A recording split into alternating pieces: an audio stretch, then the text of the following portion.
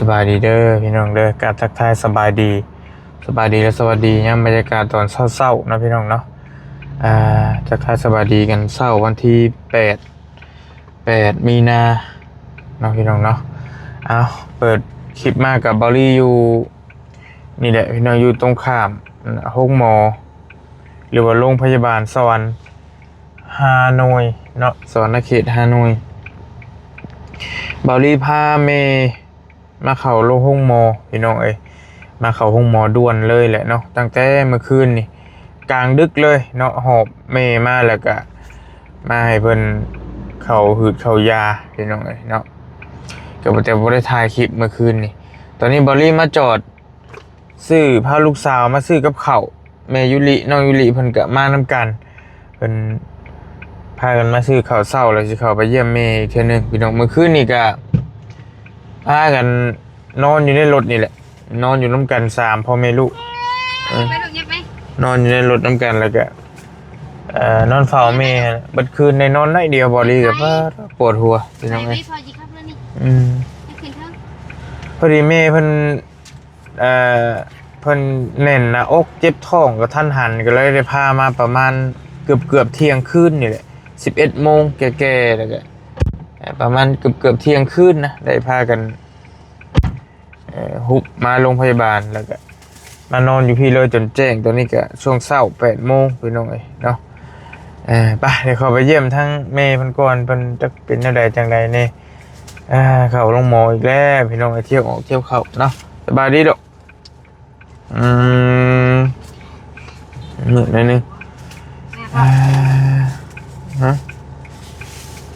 อะไรแล้วแกกินอะไรไปได้ดอก2 คนนะ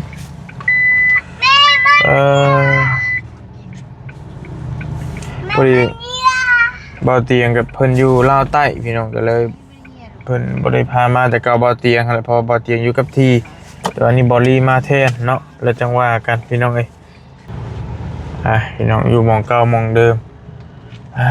วงจรเดิมมาเข้าห้องหมออีกแล้วพี่น้องแม่เพิ่นก็ถือว่าโอ้เมื่อยเติบนึงอยู่รอบนี้กะเชิบไปจอดได้อยู่บ่นี่เนาะลงไปซื้อกับข้าวมาสู่พอตู้กินสู่ไอ้ตากินอะไรพี่น้องมากินน้ำกันเนาะมานอนน้ำกัน6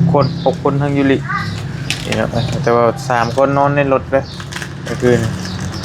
งานมาลูกกับพี่นะมาพี่แล้วเปิดเข้าหันบ่จะเข้าหันบ่ไปพี่ไปทางนี้เป็นเปิดในอะไรนะไปเข้าพี่เข้าเร็วเข้าไปนะไป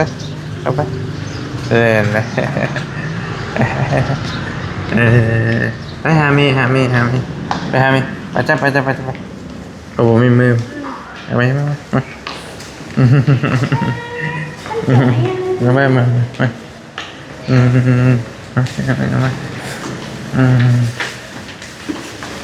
ปโอเคไปนะเมย์ไปยัง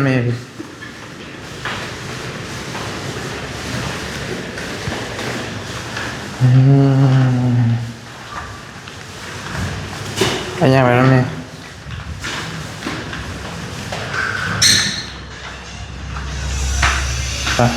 เข้าไป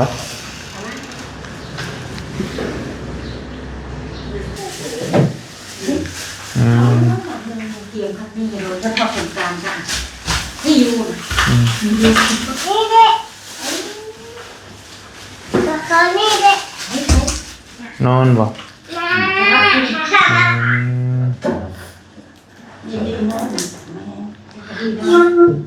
เสือกได้กินเสือกได้เสียโกนเขาโกนจะเป็นเสือก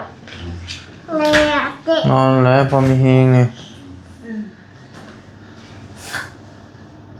เหี่ยวแล้วบ่เหี่ยวแล้ว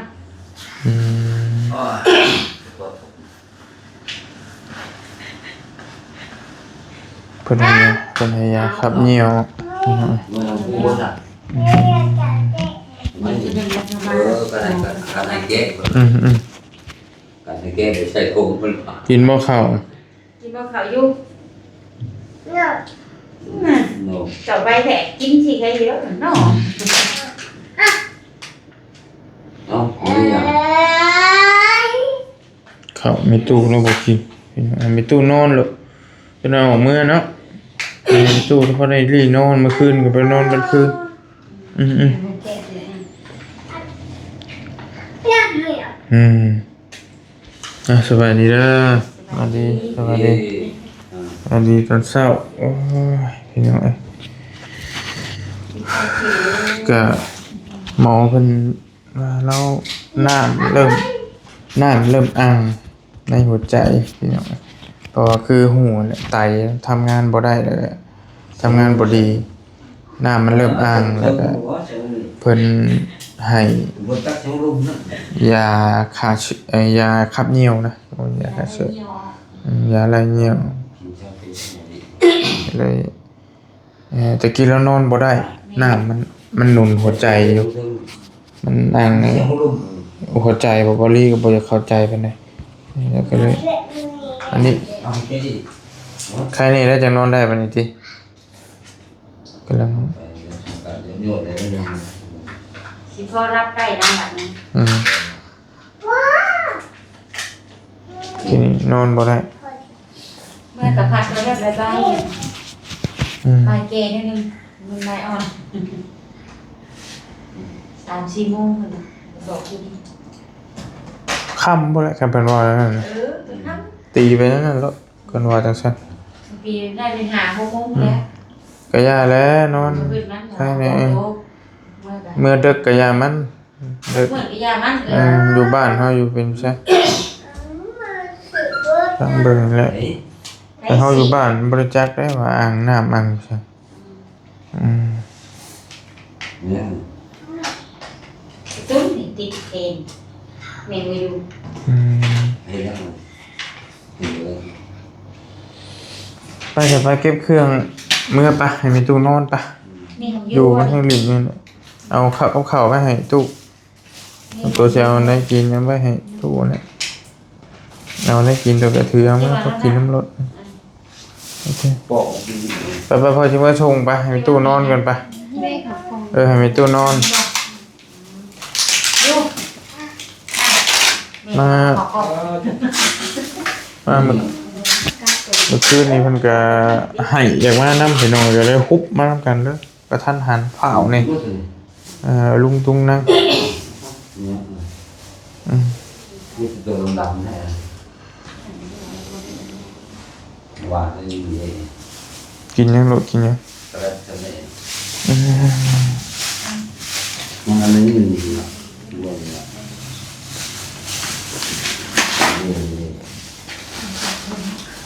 ชิแหละพี่น้องตายเนาะทำงานได้บ่ดีเนี่ยมันเฮ็ดหยังก็ยากละเมื่อเที่ยวสอดเที่ยวออกโรงพยาบาลเป็นว่าเลย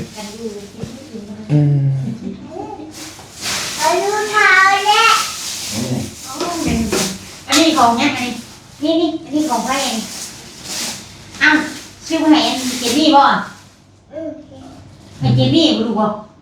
โอ้บ่เป็นของยูว่าซะนี่เอาสิเอายิงบ้านบ่ยิงบ้านบ่นี่บ่เป็นของยูบ่หรือของเจนนี่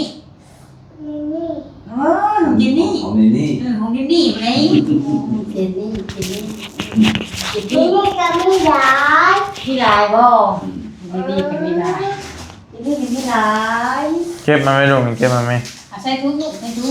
เกี่ยวนะ เก็บมาเก็บใส่ถุงแล้ว ไม่ป่าวันให้กินเย็นให้กินวานได้ละได้วาน ถ้ามันยังกายยังได้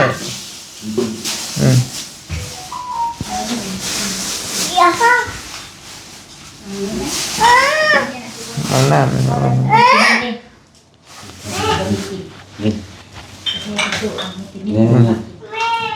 ta không dàn kiểu thọc thì เมื่อว่าไปใหญ่เมื่อขึ้นดีหรือเปล่าลองอยู่ลำยาบ่อยู่ที่ยาก็ได้นอนเกิดปะหมก เนี่ยนอนเลยเนี่ยดอกกวนนายเมื่อคืนนี่ก็บ่ได้นอนเมื่อคืน ทำมาแล้วนอนสิขึ้นก็ได้กันนะนอนได้ท่านสินี่ในแต่นอนได้เชื้อกับอะไรคนทำนอนอะไรเนาะนมแล้วเข้ามาอ่านว่าของใครอ่ะของใครของยูอ่ะมาจากไหนแต่ทีแกยังจะอยู่กันดีอยู่ก็ เกะเลยป้าให้ป้าไปออกไปเอาน้ำได้ปะหลังรถท่านนะซื้อน้ำกินเนี่ยนะคือว่าน้ำชิบดแล้วป้าหิวปะ แล้วใช่ไม่เกิดนะลูกอยู่ชั้นบ่อนะ คมมาได้ มันส่งบ้างมันส่งไม่ได้มันส่งไม่ได้ เรื่องหลัก ส่งมามีระวังมันเกิดนะลูก แต่ยังงอหอมอยู่ มันใช่ได้ พระเสียงดัง ยางเอา มันเกิดไปพอดีได้กิจบาล เดี๋ยวนี้ ไปเร็ว เกิดไหม บอกมือเลย บาย คน เดี๋ยวบาย ปูแล้วปูไม่ได้สิ เลย ป้ากลับก่อนบัดนี้สิได้ไปเนี่ยนอนลูกป้านอนไปมือ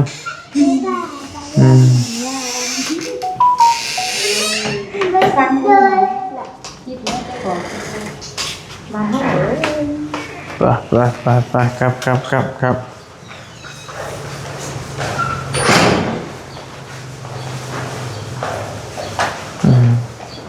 นอนไปนอนเบิดคืนเลยพี่น้องนอนเนี่ยใครเน่กันได้นอนไปยังไหมพี่โบไม่รถคันนี้หรอกยังมั้ยไม่เงียบแล้วก็ถ่ายเล่น จะได้โล่งเลย ทานดำนะที่เป็นสียากินนิดมั้ง จังว่าจังเรากินยังไงพอหมายวะ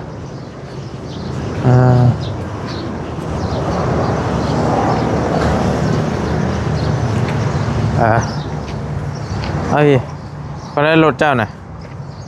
มาไปเร็ว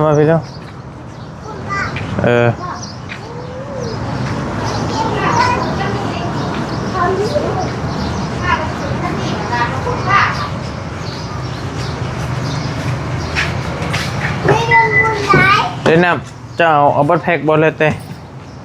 ดูเสียวน้ำขวดบอกเอาบัตรแพ็กก็ได้เอาไว้นั่นแหละ ถ่ายแท็ก เอาไว้ จะชมปวดคุณจะให้กินนี่ลำพังแต่ว่า แล้วเต้ไป2 หรือ 3ก็ได้โอเคบาย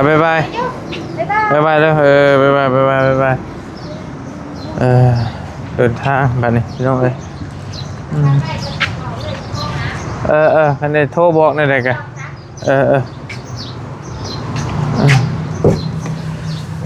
ไปไอ้ลูก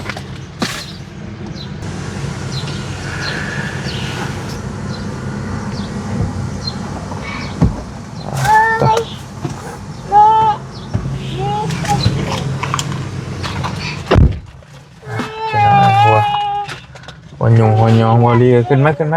ย่ามาลูกอย่ามาลงมาเร็วไปแก้กันมาแก้ผีมาเร็วอย่ามามือเป็นน้องไอ้เนาะบายดีเด้อบายดีไปชิดื้อเวลาอยู่ใช้ในตอนนี้มายังมันนี่มายังยูริมายังมันนี่แหละมายังลูก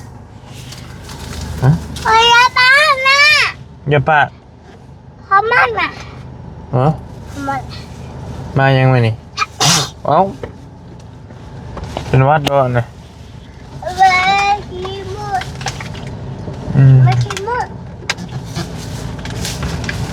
ก็อยู่น้ำกันบัดคืนแหละเมื่อคืนนี้กับบอลี่ก็เลยเข้าไปกินเอื้อยเพิ่นว่าแม่เรารับก็เลยบ่อยากกวน เมียกวนคนไข้นอนจะสั่นซะ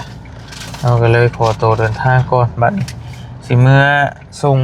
น้องยุลินี่แหละเพราะว่าเพิ่นก็เมื่อคืนนี่ก็ให้อย่างว่านำก็เลยฮุบมาพร้อมกันฟ้าวนี่พี่น้อยเพิ่นก็ให้อย่างมานำแล้วก็นอนนำกันอยู่พี่เลยก็สิเมื่อส่งเพิ่นเพราะว่าคันบ่เมื่อส่งก็บ่ได้กวนเพิ่นก็ลิ้นเนี่ยนอนบ่หลับอีกคนไข้ก็ได้หาข้าวมากินดูเพราะคือหิวข้าวทำบัดเมื่อยเลยพี่น้องบ่ได้นอนเพราะว่ามื้อก่อนนี่ก็เมื่อวานนี่บ่ลี่ก็ตื่นเช้าแล้วก็ได้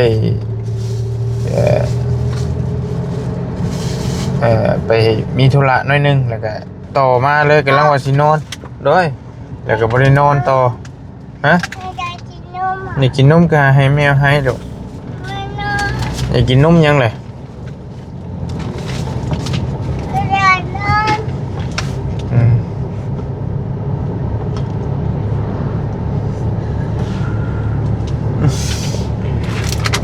นอนเลยลูกสาวจ้ะสิมาสรุปอาการคร่าวๆนะพี่น้องเนาะสำหรับเมย์บอลลี่ขออนุญาตว่าเมื่อน้ำลดเลยกันแล้วกันเพราะว่าฝ้าวเมื่อเนี่ยเมื่อยเฮงบอลลี่ก็ทั้งเมย์บอลลี่อาการเมย์บอลลี่ว่าเตียงพี่น้องก็คือสิพ่อหูนี่แล้วแหละเพราะว่าเมย์เพิ่นเข้าออกโรงพยาบาลนี่แทบจะว่านับสิบ่ถ้วนแหละพี่น้องทั้งไอ้เตียงส่วนหลายพามาตลอดลบไปลบมาเพื่อนเป็นโรคไตนะพี่น้องเด้อภาษาไทยเป็นโรคไตซิวายเลยนะไตสิเสื่อมเลยไตทำงานได้แทบจะบ่ได้เลยวันนี้แหละมันเกิดเหตุให้มีผลข้างเคียงเยอะแยะมากมายที่มันตามมานะตอนนี้น้ำเมย์เพิ่นเริ่มอังในหัวใจคือว่าสั้นตามหมอเพิ่นแจ้งบริแต่จะเห็นเรานอนบ่หลับน้ำมันเวลาเรานอนน้ำมันไหลมันหนุนหัวใจนี่นะประมาณนั้นแหละแล้วก็เพิ่นให้ยาขับเหนียวออกแล้วก็เลยเฮ็ดให้เรากินอีกะลี่นอนเลยนี่พอเมื่อคืนนี่เพิ่นมาเพิ่นก็ให้ยาดีกระเพาะอีหยังต่างๆแต่ว่ามันบ่เกี่ยวกันกับกระเพาะเลยมันคนละอย่างนะมันตรวจเบิ่งมื้อเช้านี่บ่แม่นแล้วก็เลยให้ยาไปถึกแล้วก็เลยไข้แน่เนาะมันก็ไตมันทำงานบ่ได้แม่เราบ่ยอมฟอกเราญาติเราบ่ยอมฟอกเลือดก็เลยเฮ็ดให้สิแหละต้องเที่ยวเขาบานลบไปลบมาเกือบจะแทบจะว่าเดือนนึง 2-3 เทื่อไปเอาเนาะเขาเรื่อยอยู่ตามที่เทื่อก็มีบ่เพราะว่านี่เราก็ไปคลินิกเราโทรหาเขาไปคลินิกแล้วก็เขาไปคลินิกแล้วก็บ่เซาเลยต้องกลับมาพี่อีกตอนแรงนะตอนดึกซะ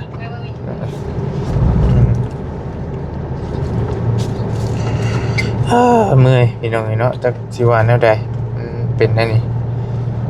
ป้ามีแต่บอลลี่กับขอตัวเดินทางก่อนเมื่อพักเมื่อพรเมื่อคืนนี่ก็มันเฮาบ่มีอารมณ์เฮาสิถ่ายคลิปถ่ายหยังนั้นมันตกใจมันโอ้ยวุ่นวายนี่พี่น้องแล้วก็จะบ่ฮู้แนวสิว่าคือกันเดินทางก่อนเด้อพี่น้องเด้อส่งกำลังใจมาให้แน่นั่นแหละก็ได้ขอบใจหลายๆที่ติดตามเนาะขอตัวขับรถเมื่อพักผ่อนแต่ตอนแรกเพิ่นสิให้ออกว่าซั่นตาสิรับแล้วบอลลี่ก็บ่ไหวแล้วสวัสดีเด้อพี่น้องเด้อมาเด้อลูกนี่เลยบ๊ายบายสบายดีสบายดีจับดีเด้อโดย